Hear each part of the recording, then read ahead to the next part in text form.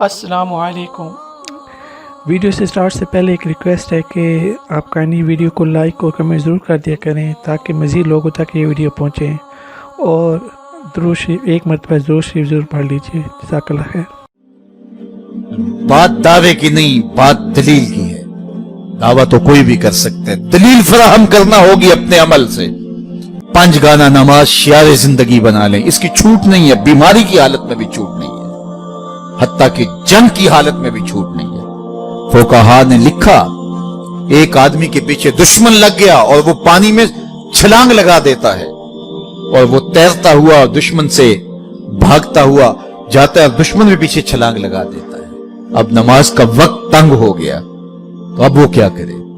کہا من ای جہت، وہ جس جہت میں بھی ہو قبلے کا استقبال ساکت اس سے ہو جائے گا، وہ جدھر بھی رخ کر کے تیرتا جا رہا ہے، تیرتا بھی جائے اور نماز بھی پڑھتا جائے۔ اس حالت میں بھی نماز کی اس کو چھٹی نہیں ہے۔ اور ہمیں کس نے بتایا ہے کہ ہم عاشق رسول ہوں لیکن ہم نماز نہ پڑھیں؟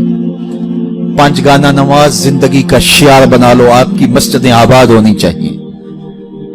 جمعے کے دن وہی لوگ ہوتے ہیں آسمان سے تو نہیں اتراتے یا زمین سے تو نہیں اگاتے، مسجد میں جگہ نہیں ملتی۔ عید کے موقع پر مسجدوں سے باہر اہتمام کرنے پڑتے ہیں، حالانکہ عید کی نماز تو واجب ہے۔ عید کی نماز فرض نہیں ہے، واجب ہے، صرف مردوں پر، عورتوں پر واجب بھی نہیں ہے، مسافر پر واجب نہیں ہے۔ لیکن عید کی نماز میں دل دھرنے کی جگہ نہیں ہوتی، اور جو فرض عین ہے، فرض نماز ہے، اس کے لیے ہم مسجد کے قریب سے گزر جاتے ہیں۔ اللہ اکبر! میں نے ایسے لوگوں کو بھی دیکھا ہے کہ مسجد کی ہمسائیگی میں گھر ہوتا ہے اور سجدہ کی توفیق نہیں ہوتی۔ اللہ سے سجدے کی توفیق مانگو۔ جب وہ کسی سے ناراض ہوتا ہے اس کا رزق نہیں چھینتا، آکسیجن نہیں روکتا، چاند کی چاندنی اس کے آنگن میں پڑنے سے نہیں روکتا، سورج کی کرنوں کو روک نہیں دیتا کہ اس گناہگار کے گھر میں تم نہ جانا، بلکہ جب اللہ کسی سے ناراض ہوتا ہے سجدوں کی توفیق چھین لیتا ہے۔